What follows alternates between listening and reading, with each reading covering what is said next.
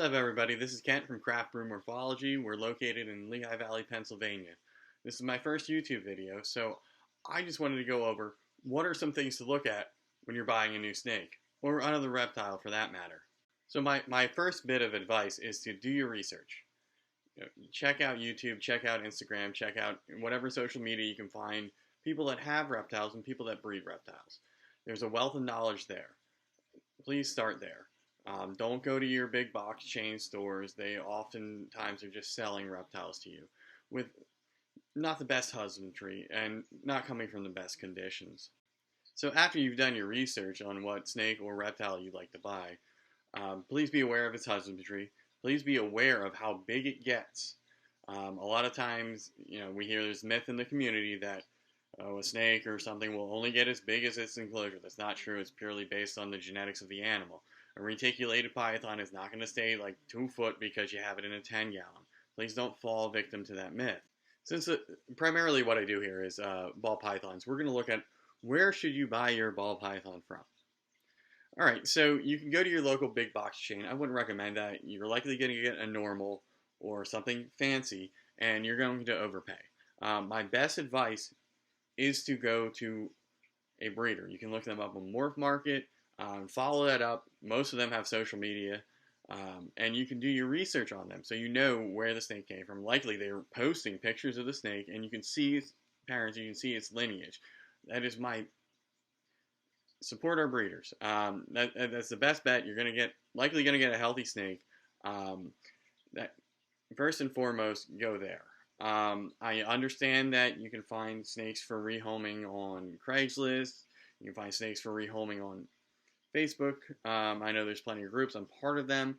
A lot of the times, in my experience, they're not breeders. They're just somebody that had a pet that maybe rescued something that's looking to offload it.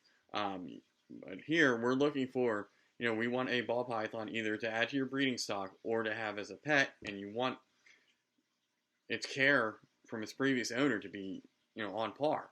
You don't want something that was in somebody's possession for 2 days, they bought it cheap, it may be sick, who knows where it came from, who knows the conditions. Buy from your breeders. Alright, so you got a line on a new ball python. You may be asking me, well, what do I keep it in? Most of us that are getting into breeding or breed ball pythons keep them in rack systems like I have behind me.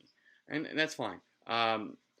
It's par for the course. If it's a showpiece animal that's a pet, then fine. You can have it in a terrarium. Just make sure that you have the husbandry correct. You have the right substrate. You have the right humidity. You have the right heat. You can purchase a heat mat and put that on a thermostat so you can ensure that your parameters are good so that ball python will be healthy. You can provide it with a hide if it's in an open environment like in a terrarium.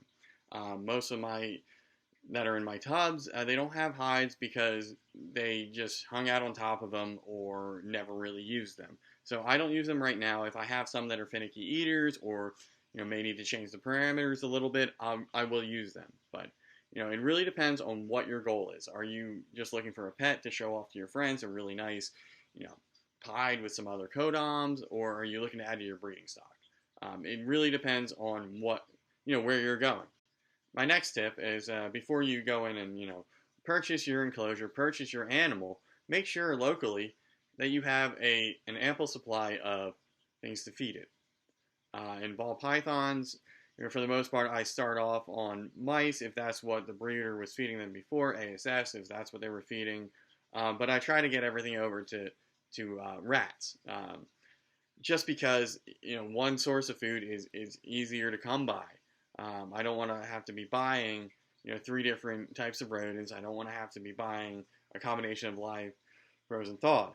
That being said, there are times when I do feed live because I have to.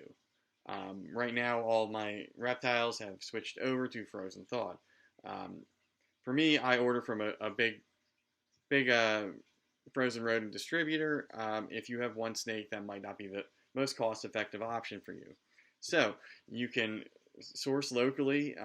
There's probably a ball python breeder or somebody else that breeds rodents that's by you, or you can overpay a little bit and go to your big box store.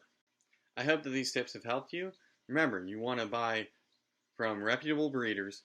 You want to make sure you understand the husbandry and care requirements of the animal, and you want to make sure you have an ample source of food for that animal. And as long as that reptile is happy, healthy, and thriving, you're doing a great job. Alright, that's it for me today. Remember to like, share, subscribe, and we'll see you next time.